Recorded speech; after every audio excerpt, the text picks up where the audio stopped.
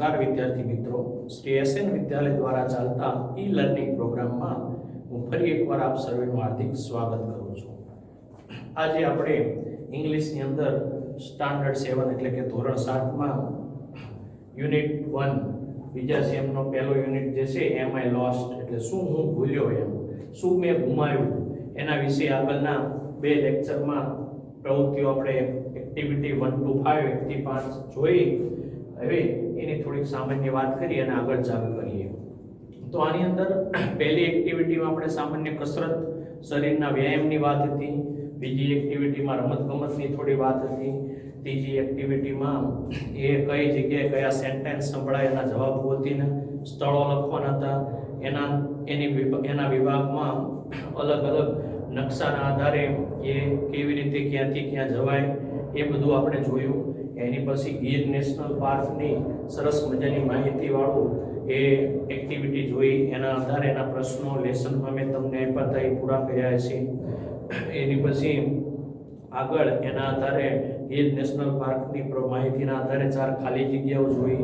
એની પછી ગીર નેશનલ પાર્કનો નકશો, એના આધારે કઈ જગ્યાએ કેવી રીતે જવું, અને main activity from kedi to road via Lakshmi એની સરસ મજાની વાર્તા ટાઈપ માહિતી આપી અને ટ્રાન્સલેટ કરીને સમજાવ્યું. હવે એની પછીની આગળની વાત છે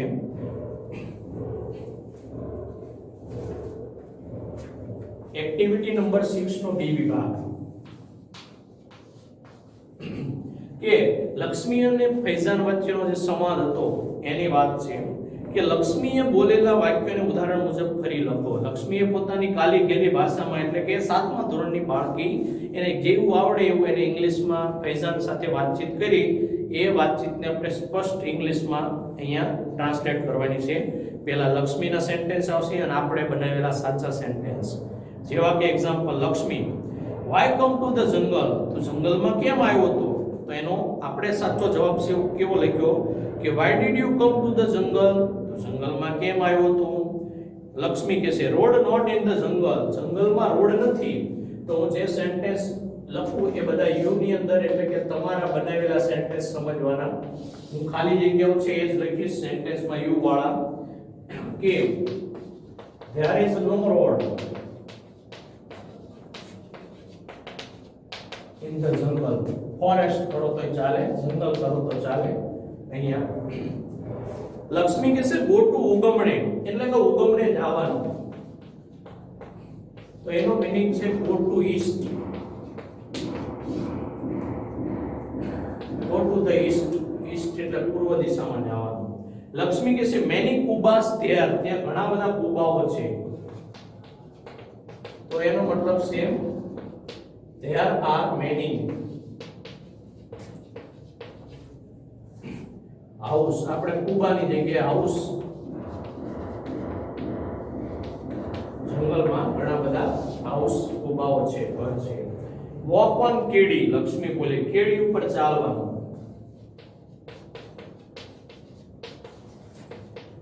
રોડ કોતોય ચાલે, ફૂટપાથ કોતોય ચાલે. ફૂટપાથ એટલે પગદંડી આપણે કહીએ, કેડીને પણ પગદંડી કહેવાય. લક્ષ્મી માય નેમ, મારું નામ લક્ષ્મી છે એટલે કે માય નેમ ઇઝ લક્ષ્મી.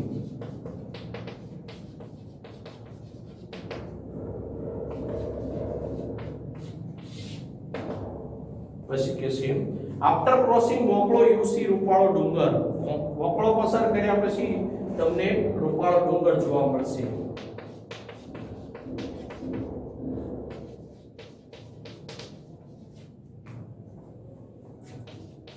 જેને મોકળો એટલે કે આમ ઝરણું કહેવાય, ઇંગ્લિશમાં સ્ટ્રીમ કહેવાય.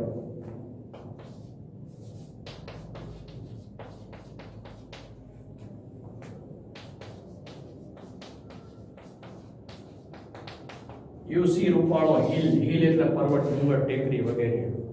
ઉગમણે sun come in the sky, ઉગમણે એટલે કે ઈસ્ટ.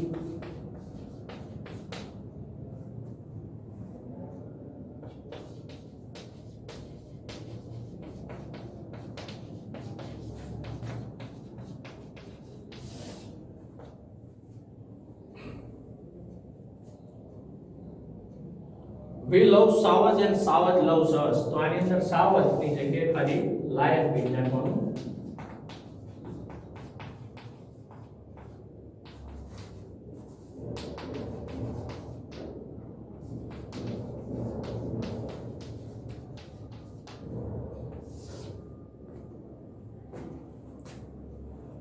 માય મા બાપા will be happy.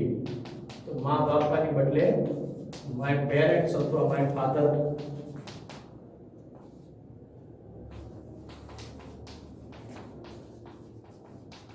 My father mother કરો તો ચાલે, માય પેરેન્ટ્સ કરો તો પણ ચાલે. તો આ પ્રમાણે લક્ષ્મીએ બોલેલા જે કાલી ગયેલી ભાષાના સેન્ટેન્સ હતા એને પરફેક્ટ આપણે ઇંગ્લિશ બનાવી આપ્યું. એની પછી સી વિભાગ છે છઠ્ઠી પ્રવૃત્તિનો. આન્સર ધ ક્વેશ્ચન, પ્રશ્નોના જવાબ આપો. તો આની અંદર પણ હું તમને એ જવાબ બોલીશ, ફક્ત તમારે એને ઘરે જઈ અને આગળની મેન જે લક્ષ્મી અને ફૈઝાન વાળો સંવાદ છે એમાંથી ગોતી અને નોર્મલી જાતે લખવાના રહેશે. Where is Faizan from? Faizan ક્યાંથી આવ્યો છે? તો એનો જવાબ આવે છે ફૈઝાન ઇઝ ફ્રોમ તમિલનાડુ. તમે જવાબ પૂછશો તો તમને જરૂરથી મળી જશે, સંવાદમાં જ આવે છે. તો એક કહેશે કે Faizan is from Tamil Nadu. Can Lakshmi talk in English? શું લક્ષ્મી અંગ્રેજીમાં બોલી શકે છે? No, no, Lakshmi can not talk in English. ના, લક્ષ્મી અંગ્રેજીમાં બોલી શકતી નથી. ત્રીજો, ડીડ ફૈઝાન સ્પીક ગુજરાતી? શું ફૈઝાન ગુજરાતીમાં વાત કરી શકે છે, બોલી શકે છે?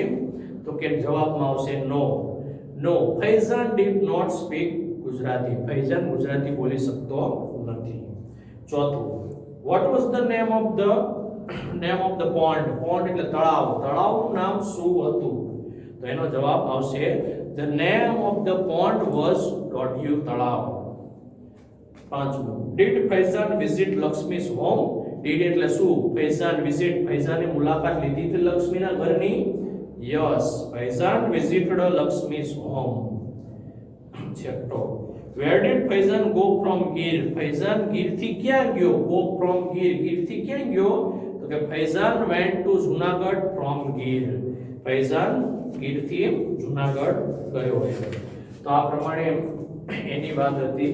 હવે એની પછી એવું છે કે એક્ટિવિટી નંબર 7. આજે મેં પ્રશ્નો તમને 6 કીધા, કે જો કે નોર્મલી આવડે વાત છે અને છતાંય ન આવડે તો આગળના સંવાદમાંથી જોઈ અને લખજો. હું બોલી ગયો છું, તમારી રીતે એ હોમવર્ક રૂપે ઘરેથી લખવાના. એક્ટિવિટી 7 નો એ વિભાગ. Read these instruction. નીચેની સૂચનાઓને વાંચો. તમે ગમે ત્યાં જંગલમાં, અભયારણ્યમાં કે ઉદ્યાનમાં જાઓ તો તમારે એની સૂચનાઓનું ખાસ ફોલો એટલે અનુસરણ કરવું પડે. તો આની અંદર અલગ અલગ 9 સૂચનાઓ છે, ખરેખર બહુ મહત્વની અને ઉપયોગી છે. કે પહેલું, don't use plastic in the જંગલ. જંગલમાં પ્લાસ્ટિકનો ઉપયોગ કરશો નહીં. કારણ કે આપણે તો પ્લાસ્ટિકનો કોઈ પણ વસ્તુ ઉપયોગ કરીને ફેંકી દેવાના, પણ એ ભૂખ્યા જાનવરો છે એટલે એ ગમે ખાઈ જશે અને એ ખાય છે એટલે એમના શરીરને બહુ નુકસાન કરશે. એટલે કહેવાનો મતલબ છે એનામાં પણ જીવ છે, પ્લાસ્ટિક જ્યાં ત્યાં નાખી અને એમના જીવને નુકસાન ન પહોંચાડાય. બીજું, don't throw rubbish here and there. Don't throw એટલે ફેંકશો નહીં, રબીશ એટલે કચરો, હિયર એન્ડ ધેર એટલે જ્યાં ત્યાં કચરો નહીં ફેંકવો. ગમે અહીંયા જાઓ, આપણું ઘર હોય કે ગામ હોય કે શેરી હોય કે દેશ હોય, કોઈ પણ જગ્યા હોય, એ પોતાનું સમજી જ્યાં ત્યાં કચરો નહીં ફેંકવો, કચરો કચરા પેટીમાં જ નાખવો. ત્રીજું, ડોન્ટ વોક ઇન ધ જંગલ. જંગલમાં ક્યારેય ચાલીને જવું નહીં. કારણ નાના મોટા જીવજંતુ, હમણાં વાત કરીએ 2000 જાતના જીવજંતુ છે, ચાલતા જઈએ તો કોઈ પણ કદાચ જીવજંતુ કંઈ પણ નુકસાન કરી શકે, ચાલીને ક્યારેય જવું નહીં.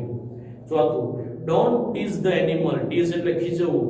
પ્રાણીને ક્યારેય ખીજવવા જોઈએ નહીં, કારણ કે ખીજાયેલું પ્રાણી પછી એ કોઈનો પણ જીવ લઈ શકે, મોટી નુકસાની પહોંચાડી શકે. પાંચમું, પ્રોટેક્ટ ધ જંગલ. જંગલનું પ્રોટેક્ટ એટલે રક્ષણ કરો. એ ખરેખર આપણી બધાની ફરજમાં આવે છે કે જંગલ હશે તો આ બધું વાતાવરણ શુદ્ધ અને ઓક્સિજન યુક્ત વાયુ આપણને મળી રહેશે. એટલે કે છે આપણે બધાએ મળી જંગલનું પ્રોટેક્શન, રક્ષણ કરવું જોઈએ.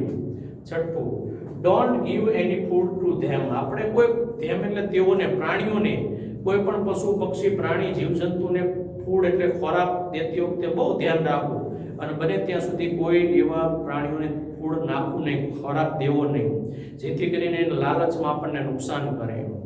સાતમું, this park is our national property.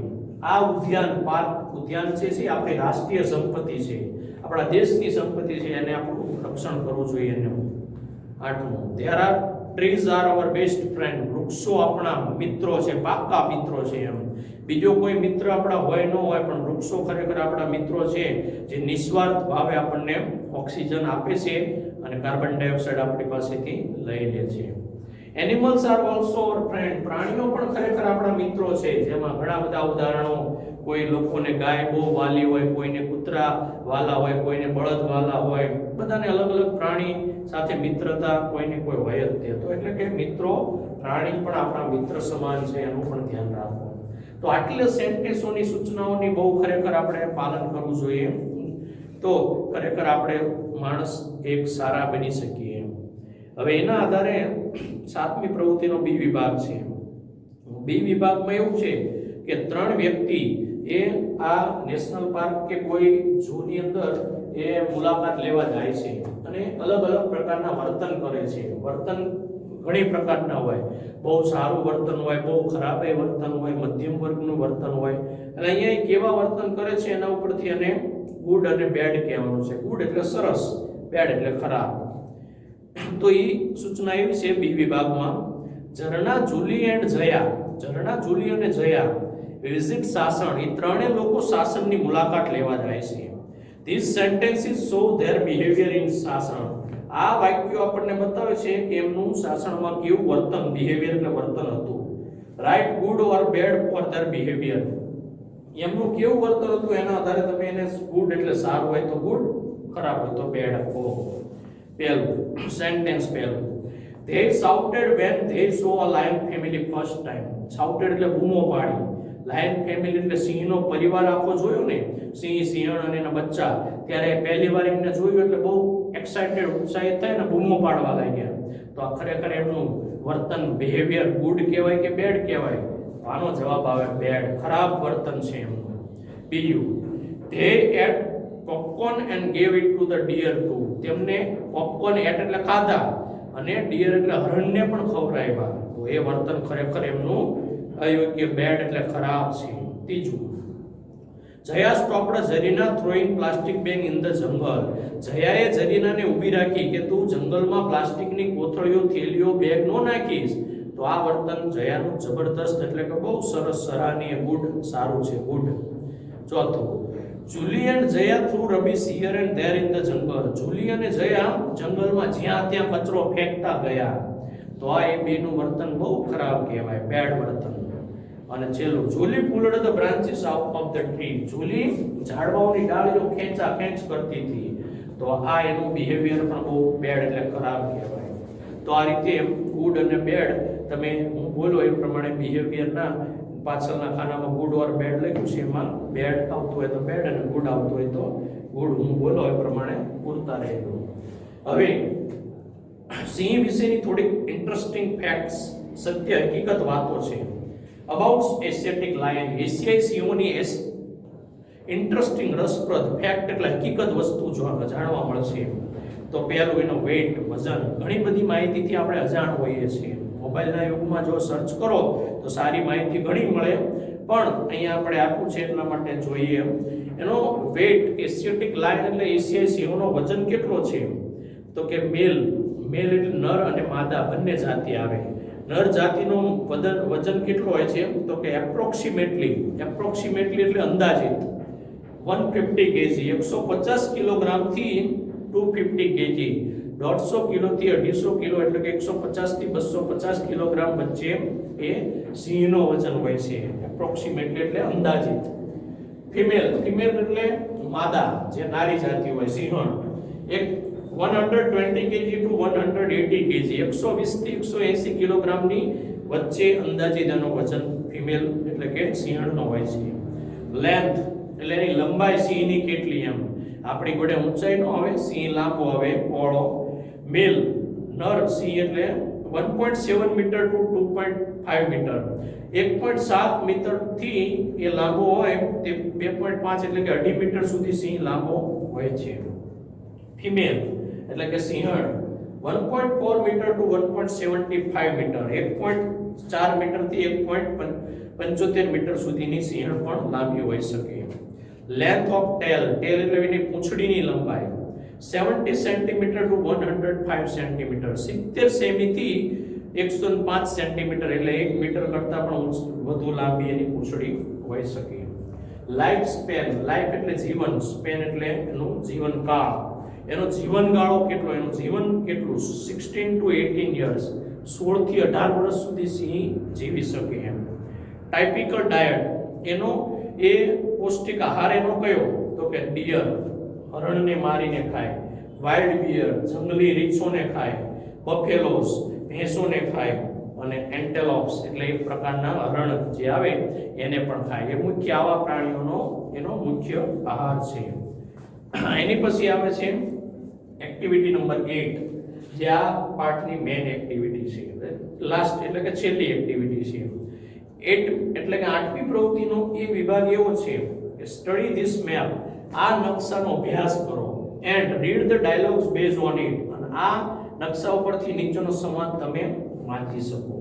આ ઓરસંગ રિવર છે, એ નકશાની અંદર જોવો તો વચ્ચે અહીંયા મેન બજાર રોડ છે, ત્યાં પછી અલગ અલગ આ બધા નાના નાના રોડ નીકળે છે, જેમાં અલગ અલગ દિશામાં જાય છે. આ બાજુ હાઈસ્કૂલ, કોલેજ, તાલુકા સ્કૂલ, આ બાજુ ટુવર્ડ, એન્ડોર્ડ, આ bus stop, girls high school, post office, bank, પછી gram panchayat office, Rana street, Suthar street, bank street, Ambaji temple, પછી દ્વારકેશ સ્ટ્રીટ, સિપાઈવાડા સ્ટ્રીટ, પછી મદીના મોસ્ક્યુ, પછી Zaveri sweet, clock tower, library, primary health centre, Hanuman temple, આ બાજુ Nagrik bank corner, Brahman street, Hanuman temple, આ બાજુ taluka panchayat office, police station અને હુસેન મોસ્ક્યુ.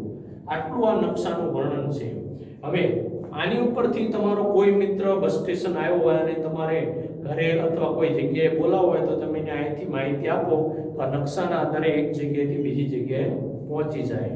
તો આ નકશાની અંદર નીચે દિશાઓ દર્શાવતો છે. નોર્થ એટલે ઉત્તર, સાઉથ એટલે દક્ષિણ, ઈસ્ટ એટલે પૂર્વ અને વેસ્ટ એટલે પશ્ચિમ. રોહન કે છે, hello Javed, now I am at the bus stop. હવે રોહન નામનો છોકરો બસ સ્ટેશન આવ્યો છે જાવેદને મળવા. વેર આર યુ, તું ક્યાં છું? તો જાવેદ કહે છે આઈ am at the post office. હવે જો રોહન અહીંયા બસ સ્ટોપે છે અને જાવેદ જો અહીંયા પોસ્ટ ઓફિસે છે, એટલે રોહનને જાવેદ પાસે પોસ્ટ ઓફિસે જવું છે તો એ કેવી રીતે મળે છે નકશાના આધારે. રોહન કહે છે how can I reach there, હું અહીંયા કેવી રીતે પહોંચું? તો જાવેદ કહે છે ફર્સ્ટ ઓફ ઓલ, સૌપ્રથમ come out of the bus stop, સૌપ્રથમ તું પહેલા બસ સ્ટોપની બહાર નીકળ. પછી કહે છે ધેન પછી turn left and walk along the main bazaar road. Turn left એટલે ડાબી બાજુ વળ અને મેન બજાર રોડે આવી જાય. પછી કહે છે રોહન કહે છે Javed now I M on the બજાર રોડ, હવે હું મેન બજારના રોડે આવી ગયો, બહાર રોડ ઉપર main. I see the sign board of Rana street. અહીંયાથી થોડોક આગળ ચાલ્યો એટલે એને રામે રાણા સ્ટ્રીટ એટલે કે રાણા શેરી બતાડી. રાણા સ્ટ્રીટ એટલે કે રાણા શેરી જોવા મળી. પછી કે છે જાવેદ કે છે વોક સ્ટ્રેટ અબાઉટ 50 મીટર્સ, ત્યાંથી તું સીધો સ્ટ્રેટ એટલે સીધો 50 મીટર જેટલો આગળ ચાલ. ધેન પછી you will see the sign board of bank street, પછી અહીંયાથી તને બેંક સ્ટ્રીટ એટલે બેંક શેરી જોવા મળશે. ટેક લેફ્ટ ટર્ન, અહીંયાથી તું ડાબી બાજુ ટર્ન મારજે, ડાબી બાજુ તું વળજે. And you will see the post office, અહીંયાથી તું ડાબી બાજુ વળીશ એટલે તને સામે પોસ્ટ ઓફિસ એટલે જોવા મળશે. આફ્ટર 5 મિનિટ, આટલી વાત થઈ પછી 5 મિનિટ પછી બંને મિત્રો સામસામે આવી જાય છે. રોહન કહે છે હાય જાવેદ અને જાવેદ કહે છે હાય રોહન. આ રીતે એ બંને મિત્રો એકબીજાને યોગ્ય જગ્યાએ મળી જાય છે. તો આ પ્રમાણે આ જે નકશો આપ્યો તો એ નકશાના આધારે એક મિત્ર બીજા મિત્રને એ બસ સ્ટેશનથી જે કઈ જગ્યાએ મળી જાય છે. એવી જ રીતે વિદ્યાર્થી મિત્રો તમારે તમારી માટે આજનું હોમવર્ક, જો કે મેં તમને અગાઉ આજે ક્વેશ્ચન આપ્યા હતા લક્ષ્મી અને ફૈઝાન વાળા મેઇન પ્રવૃત્તિમાંથી ગોતી અને ફૈઝાન લક્ષ્મીના સંવાદમાંથી 6 ક્વેશ્ચન ગોતી જાતે લખવાના હતા. એની સાથે સાથે જે લેસનની અંદર એવું છે કે જે છેલ્લી પ્રવૃત્તિ 8મીનો બી વિભાગ છે એમાં draw the map of your village or area, town, city. તમારું ગામ હોય, વિસ્તાર હોય, નગર હોય અથવા શહેર હોય, કોઈ પણ જગ્યાનો તમારે નકશો દોરવાનો. જેમ અહીંયા આપ્યો છે એવી જ રીતે, આપણે જેમ ઓલા મોટા નકશા આવે એવી રીતે નહીં, નોર્મલી નકશો આવો દોરવાનો. હવે એ નકશો દોરી નાખવાનો. પછી તમારો મિત્ર તમારા ગામ વિસ્તારના બસ સ્ટોપ પર છે, તો એ તમે તમારા ગામનો દોરો હોય તો ગામના બસ સ્ટોપે એને દર્શાવવા, ત્યાં સમજવાનું કે અહીંયા ઊભો છે એમ. અને ત્યાંથી તમારો સંપર્ક મોબાઈલ દ્વારા કરે છે. અને તમારો મિત્ર તમારા ગામ કે વિસ્તારના 3 સ્થળોની મુલાકાત લેવા માંગે છે. પંચાયત છે, પછી એક તળાવ છે, મંદિર છે, અથવા સ્કૂલ હોય કે દવાખાનું, હોસ્પિટલ હોય. તો એ તમારે અહીંયાથી એનું અહીંયા નકશો દોરવાનો, તમારા ગામનો, શહેરનો, શેરીનો, તાલુકાનો, સિટીનો વગેરેનો. અને એના આધારે અહીંયા તમારે નકશાના આધારે જાતે બને આવડે એ પ્રમાણે માહિતી પૂરવાની. એને 3 સ્થળ બતાવવાના, બસ સ્ટોપથી કઈ જગ્યાએ એને જવું છે એ પ્રમાણે. તો આ તમારું લેસન હતું, હોમવર્ક હતું. નકશો અને નીચે એની માહિતી લખવાની. અને આગળના 6 પ્રશ્નો ફૈઝાન અને લક્ષ્મીવાળા હતા એ પણ. તો આ રીતે અહીંયા આપણો યુનિટ નંબર 1 એમ આઈ લોસ, શું હું ભૂલ્યો, એ આપણો અહીંયા યુનિટ 1 પૂરો થાય છે. હવે એની પછી આગળનો યુનિટ આગળના નેક્સ્ટ લેક્ચરમાં લઈશું. પણ આજે હું જે કંઈ ડિફિકલ્ટ વર્ડ લખાવતો રહું એ તમે નોંધ કરતા રહેજો. અને આમાં બોર્ડમાં જે કંઈ આપણે પુરાવાનું હશે ટેક્સ્ટ બુકમાં, એ સાથે તમે હું લખું એ પ્રમાણે પૂરવાનું આવે એ પૂરતા જાયજો. બરોબર? આજે હોમવર્ક આપ્યું આગળના લેક્ચરનું અને આનું, એ બધું આખા પહેલા યુનિટનું બધું પૂરું કરી નાખજો.